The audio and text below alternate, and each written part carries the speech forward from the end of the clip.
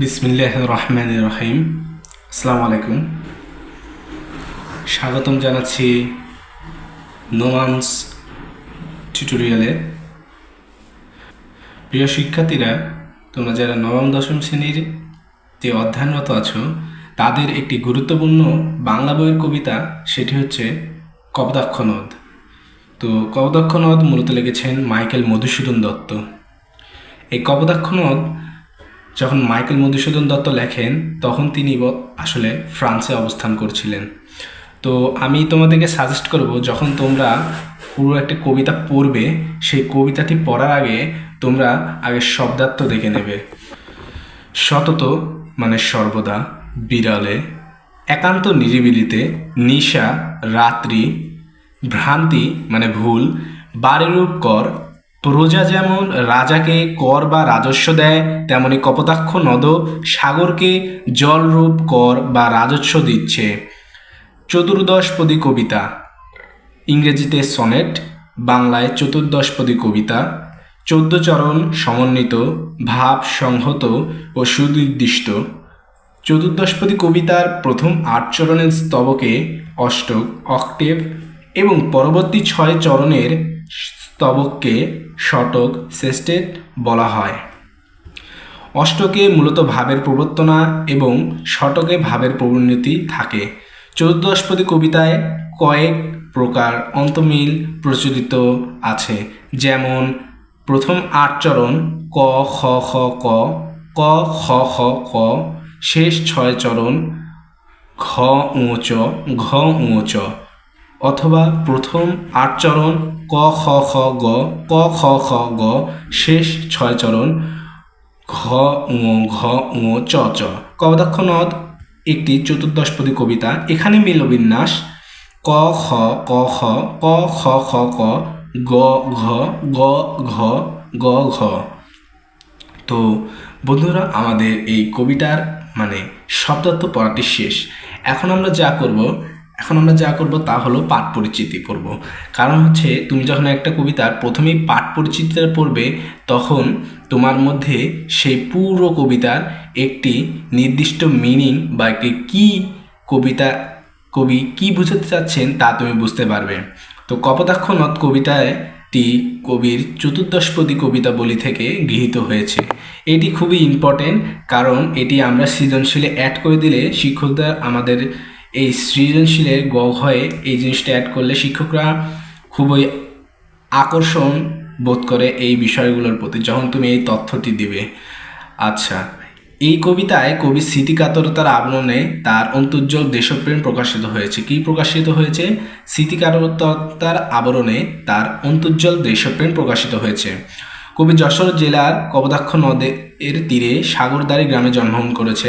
শৈশবে মধুসূদন দত্ত এই নদের প্রাকৃতিক পরিবেশে বড় হয়েছেন। যখন তিনি ফ্রান্সে বসবাস করেন তখন জন্মভূমির শৈশব কৈশোরের বেদনা বিধুর স্মৃতি তার মনে জাগিয়েছে কাতরতা। দূর বসেও তিনি যেন কপোতাক্ষ নদ কলকল ধ্বনি শুনতে পান। কত দেশে কত নদ নদী তিনি দেখেছেন, কিন্তু জন্মভূমির এই নদ যেন মায়ের স্নেহ ধরে তাকে বেঁধেছে। কিছুতেই তিনি তাকে ভুলতে পারেন না। কবির সন্দেহ জাগে, আর কি তিনি এই নদীর দেখা পাবেন?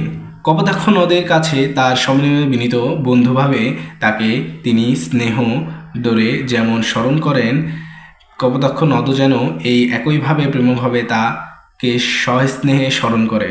কপোতাক্ষ নদ যেন তার স্বদেশের জন্য হৃদয়ের কাতরতা বঙ্গবাসীর নিকট ব্যক্ত করেছেন। দেশমাতৃকার প্রতি অখণ্ড প্রেম যে মানুষের সহজাত প্রবৃত্তি, কবিতায় তাই ধরা পড়েছে। তো আমাদের এটা পাঠ পরিচিতি পড়া শেষ। তো আমরা এখান থেকে যা বুঝতে পারি আসলে যে কবি যখন কপোতাক্ষ নদ কবিতাটি লিখেছেন তখন তিনি বিদেশে ছিলেন এবং তার গ্রামের বাড়ি ছিল যশোর জেলার সাগরদাড়ি গ্রাম। তো সেখানে তিনি বড় হয়েছেন এবং তার পাশ দিয়ে বয়ে গেছে কপোতাক্ষ নদ। মূলত এই কবিতায় যা যা প্রকাশ পেয়েছে তা আমাদেরকে সৃজনশীলে ফুটিয়ে তুলতে হবে এবং উদ্দীপকে যা বলা আছে তার সাথে মিল রেখে আমাদেরকে সেটি সাদৃশ্য ও বৈসাদৃশ্য উল্লেখ করতে হবে বা ব্যাখ্যা করতে হবে। তো এই কবিতার মূল উদ্দেশ্যটা কি? কবিতায় আসলে কি পাওয়া গেছে, মূল তুমি কথা কয়টি পেয়েছো? মূল কথা কয়েকটি, তার মধ্যে হচ্ছে এখানে কবি স্মৃতিকাতরতা পাওয়া গেছে, দেশপ্রেম পাওয়া গেছে এবং দেশমাতৃকার প্রতি অকুণ্ঠ প্রেম যে মানুষের সহজাত প্রবৃত্তি কবিতায় তাই ধরা পড়ে। এই তিনটি বিষয় তোমাকে মাথায় রাখতে হবে। এরপরে আসো আমরা কবিতা। সতত হে নদ তুমি পরমর মনে, অর্থাৎ এই লাইনটি দ্বারা কবি বুঝেছেন সর্বদাই কপোতাক্ষ নদ কবির মনে পড়ে।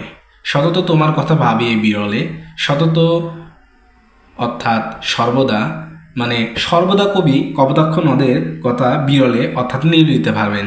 সতত যেমনটি লোক নিশার স্বপনে, মানে সর্বদা মানুষ যেমন আসলে সাধারণতভাবে স্বপ্নে থাকে তেমনইভাবে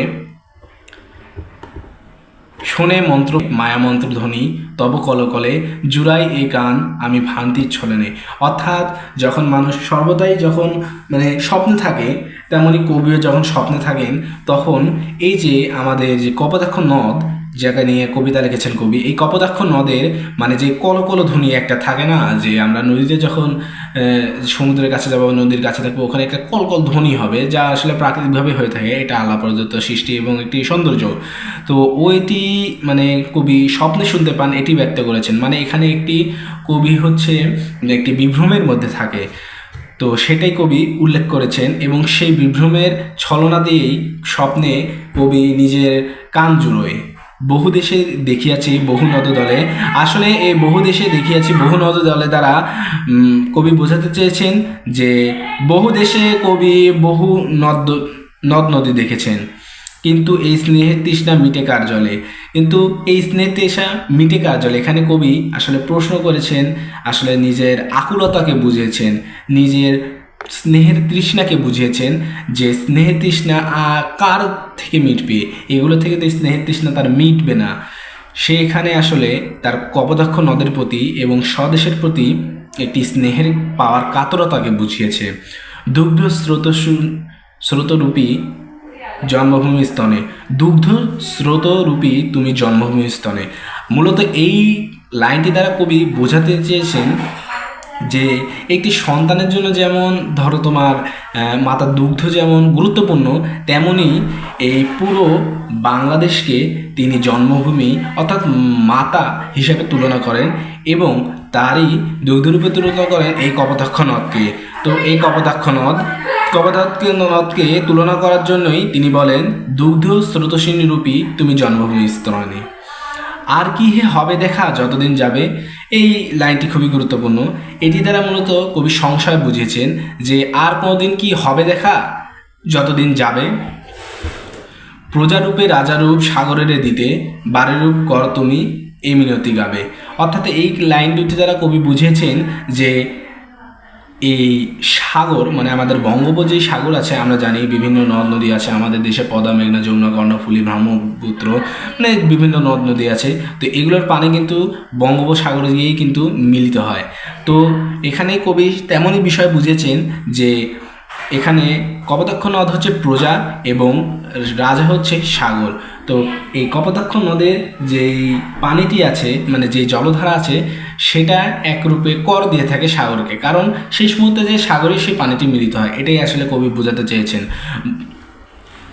বঙ্গোজ্জনে কানে শখে সখারিতে নাম তার এই প্রবাসী মজি প্রেম ভাবে লইয়াছে যে নাম তবে বঙ্গের সঙ্গীতে। অর্থাৎ এই তিনটি লাইন দ্বারা কবি বুঝেছেন যে আমাদের কপোতাক্ষ যে নদ আছে এই কপোতাক্ষ নদের সুনাম গীতিকথা তাকে তিনি প্রেমভাবে মনে করেন, সেটা নিয়ে তিনি প্রবাসে বিভিন্নভাবে নিজেকে বোঝান, বিভিন্নভাবে বর্ণনা করেন এবং এই বর্ণনা তিনি বঙ্গের সঙ্গীতে বঙ্গবাসী অর্থাৎ আমাদের বাংলাদেশিদের কাছে তিনি তুলে ধরেছেন এবং তিনি তার এই তুলে ধরার মাধ্যমে তার জন্মভূমি এবং কপোতাক্ষ নদের প্রতি ভালোবাসা প্রকাশিত করেছেন। তো এই ছিল আমাদের মূল এই কপোতাক্ষ নদ কবিতাটি। তো এখানে আসলে এই ৮ লাইনটা হচ্ছে অষ্টক ভাবের প্রবর্তনা যেখানে আছে এবং এই ৬ লাইনে আছে শতক অর্থাৎ ভাবের পরিণতি। তো আশা করি তোমরা এটা বুঝতে পেরেছো এবং কবি পরিচিতিতে আমরা আসি। কবি পরিচিতি মধুসূদন দত্ত 1824 খ্রিস্টাব্দের 25শে জানুয়ারি যশোর জেলার সাগরদাড়ি গ্রামে জন্মগ্রহণ করেন। স্কুল জীবনে শেষে তিনি কলকাতার হিন্দু কলেজে ভর্তি হন। এই কলেজে অধ্যয়নকালে ইংরেজি সাহিত্যের প্রতি তার তীব্র অনুরাগ জন্মে। 1843 খ্রিস্টাব্দে তিনি খ্রিস্ট ধর্মে দীক্ষিত হন। তখন তার নামের প্রথমে যোগ হয় মাইকেল। পাশ্চাত্য জীবনের প্রতি প্রবল আগ্রহ এবং ইংরেজি ভাষা ও সাহিত্যের প্রতি তীব্র আবেগ তাকে ইংরেজি ভাষায় সাহিত্য রচনায় উদ্বুদ্ধ করে। পরবর্তীকালে জীবনের বিচিত্র কষ্টকর অভিজ্ঞতায় তার এই ভুল ভেঙেছিল। বাংলা ভাষায় কাব্য রচনার মধ্য দিয়ে তার কবি প্রতিভা যথার্থ স্ফূর্তি ঘটে। তার অমর কীর্তি মেঘনাদ বধ কাব্য, তার অন্যান্য কাব্য তিলোত্তমা সম্ভব কাব্য, বীরঙ্গনা কাব্য, বজ্রাঙ্গনা কাব্য ও চতুর্দশপদী কবিতা, তার নাটক কৃষ্ণকুমারী, শর্মিষ্ঠা, পদ্মাবতী এবং প্রহসন, একেই কি বলে সভ্যতা ও বুড়শালিকের ঘাড়েরও, বাংলা কাব্যে অমিত্রাক্ষার ছন্দ এবং সনেট প্রবর্তন করে তিনি যোগ করেছেন নতুন মাত্রা। 1873 খ্রিস্টাব্দে 29শে জুন কবি পরলোক গমন করেন। মূলত এখানে তোমাকে এই কবিতা পড়ার পর আমি 3টি জিনিস বলবো। সেটা হচ্ছে এখানে কবি তুলে ধরেছেন স্মৃতিকাতরতা, স্বদেশপ্রেম এবং প্রকৃতির হালকা বর্ণনা। এবং মনে রাখবে যে এই কবিতাটি কপোতাক্ষ নদ কবিতাটি মাইকেল মধুসূদন দত্ত তার চতুর্দশপদী কবিতাবলী কাব্য থেকে নিয়েছেন। তো এইখানে খ মার্কের প্রশ্নের জন্য আমি তোমাকে সাজেস্ট করব যে তুমি কয়েকটি লাইন ভালো করে পড়বে এবং তার অর্থ ভালো করে বিভিন্ন গাইড বাজারে আছে, পাঞ্জাবি লেকচার ইত্যাদি, এগুলো থেকে হালকা একটু দেখে নেবে। সেটা হচ্ছে জুড়াইয়ের কান আমি ভ্রান্তির ঝলনে, কিন্তু এ স্নেহের তৃষ্ণা মিটে কার জলে, ধুগ্ধ স্রোতস্বিনী রূপী তুমি জন্মভূমি স্তনে, আর কি হবে দেখা যতদিন যাবে। এই 4টি লাইন তোমাকে খুবই ভালোভাবে খ মার্কে সাহায্য করবে। তো আশা করি তোমরা বুঝতে পেরেছো এবং চ্যানেলটি সাবস্ক্রাইব করো। ধন্যবাদ সকলকে। আসসালামু আলাইকুম, আল্লাহ হাফেজ। দেখা হবে ইনশাল্লাহ নতুন কোনো ভিডিওতে।